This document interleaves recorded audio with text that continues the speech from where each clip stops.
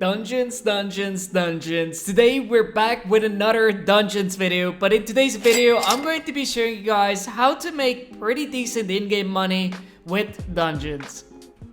So yeah, that's right, ladies and gentlemen, we are here with another Dungeons video. I hope you guys are not tired of it so far, but in today's video, I do want to tell you guys how to make pretty decent in-game money with Dungeons, and especially with the new update that came out 2 days ago. So if we go under collection, then there is a new section called boss collection. Now, if you guys didn't know, you can actually complete these levels and then you can get the rewards. Now, I highly recommend everybody to hop online and grind out Dungeons at the moment, because soon all of these items, these prices are probably gonna be falling because everybody's getting them. So let's go ahead and claim this right now, and as you guys can see, from just us claiming this, we made approximately 8 million coins, which is amazing. Now keep in mind, during the 50 runs, we obviously managed to get other loot as well, because most of the levels that we got at the very end was level A or level S. Now these are very good, but keep in mind, we don't actually need to do this. We could literally finish with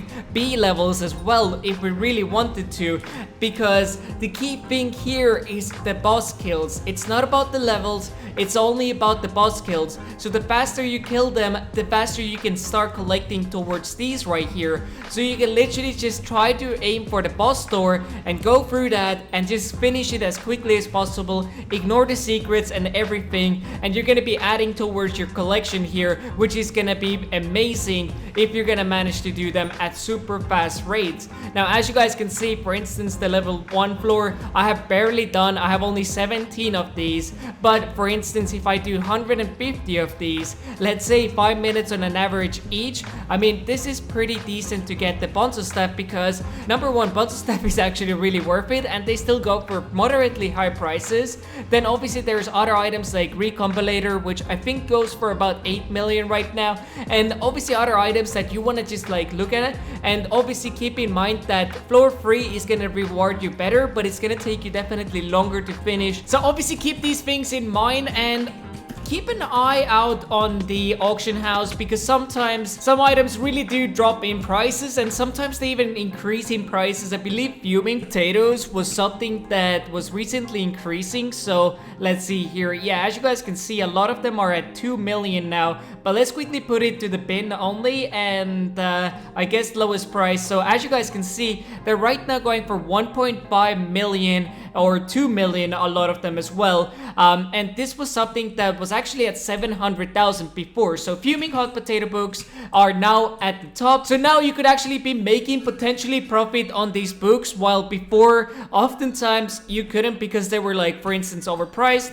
and at the auction house they were only 700k. But not only that, there are quite a few things that you can pick up from mobs while doing the dungeon runs, and one of them was the zombie knight sword, which we managed to get during the 12-hour challenge of Dungeons. If you guys haven't seen that video, go check it out after this video, because, well, that was pretty insane video. And yeah, anyways, also other things that you could be getting is obviously armor pieces, and as you guys can see, all of these items are legendary, and usually epic items, they are not really worth it. At first I thought that maybe the Skeletor set could be worth it, but if it's not legendary, I would say it's not really worth it. But do keep in mind that you can turn items from epic to legendary with the new Compilator 3000, or however it is called. But anyways, yeah, these are the things that you could be getting. Now keep in mind that these items might be actually worth it for you to keep. For instance, this set right here gives you more than 1,400 defense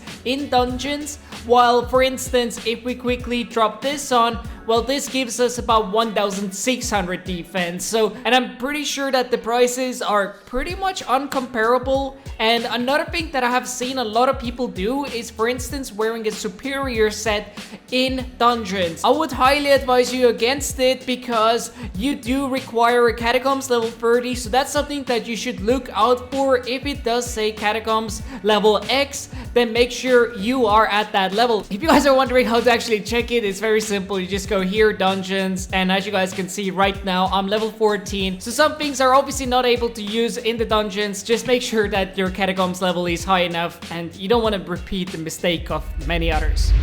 Now briefly, I do want to talk about the setup that usually I go with a party, and I often go tank or always go tank. I have never tried any other class other than tank. Finally, I'm able to use my perfect tier 12 armor, so I'm not gonna be changing anytime soon.